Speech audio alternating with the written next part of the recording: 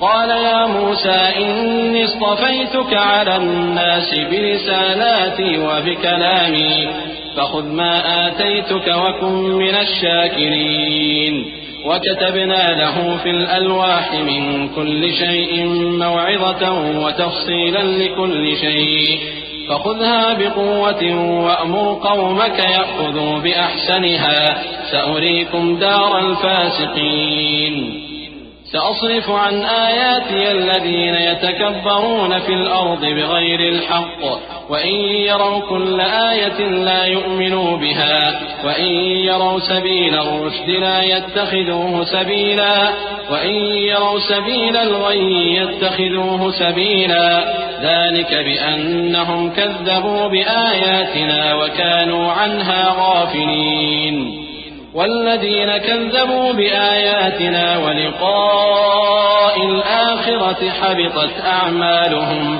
هل يجزون إلا ما كانوا يعملون۔ فرمایا اے موسیٰ میں نے تم کو اپنے پیغام اور اپنے کلام سے نواز کر لوگوں سے ممتاز کیا ہے، تو جو میں نے تم کو عطا کیا ہے اسے تھامے رکھو اور میرا شکر بجا لاؤ۔ اور ہم نے تورات کی تختیوں میں ان کے لیے ہر قسم کی نصیحت اور ہر چیز کی تفصیل لکھ دی۔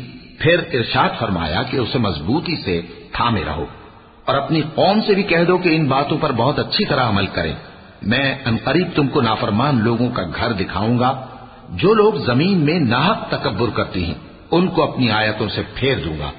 اگر یہ سب نشانیاں بھی دیکھ لیں تب بھی ان پر ایمان نہ لائیں، اور اگر بھلائی کا رستہ دیکھیں تو اسے اپنا رستہ نہ بنائیں، اور اگر برائی کی راہ دیکھیں تو اسے رستہ بنا لیں۔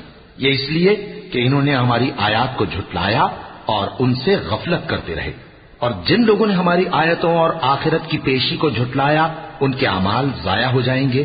یہ جیسے عمل کرتے ہیں ویسا ہی ان کو بدلہ ملے گا۔ واتخذ قوم موسى من بعده من حليهم عجلا جسدا له خوار ألم يروا أنه لا يكلمهم ولا يهديهم سبيلا اتخذوه وكانوا ظالمين ولما سقط في أيديهم ورأوا أنهم قد ضلوا قالوا لئن لم يرحمنا ربنا ويغفر لنا لنكونن من الخاسرين ولما رجع موسى إلى قومه غضبان أسفا قال بئس ما خلفتموني من بعدي أعجلتم أمر ربكم وألقى الألواح وأخذ برأس أخيه يجره إليه قال ابن أم إن القوم استضعفوني وكادوا يقتلونني فلا تشمت بي الأعداء ولا تجعلني مع القوم الظالمين۔ اور موسیٰ کے بعد ان کی قوم نے اپنے زیور سے ایک بچڑا بنا لیا۔ وہ ایک جسم تھا جس میں سے بیل کی آواز نکلتی تھی۔ ان لوگوں نے یہ نہ دیکھا کہ وہ نہ ان سے بات کر سکتا ہے اور نہ ان کو رستہ دکھا سکتا ہے، اس کو انہوں نے معبود بنا لیا اور اپنے حق میں ظلم کیا۔ اور جب وہ نادم ہوئے اور دیکھا کہ گمراہ ہو گئے ہیں تو کہنے لگے کہ اگر ہمارا پروردگار ہم پر رحم نہیں کرے گا اور ہم کو معاف نہیں فرمائے گا تو ہم برباد ہو جائیں گے۔ اور جب موسیٰ اپنی قوم میں نہایت غصے اور افسوس کی حالت میں واپس آئے تو کہنے لگے کہ تم نے میرے بعد بہت ہی برا کام کیا، کیا تم نے اپنے پروردگار کا حکم جلد چاہا؟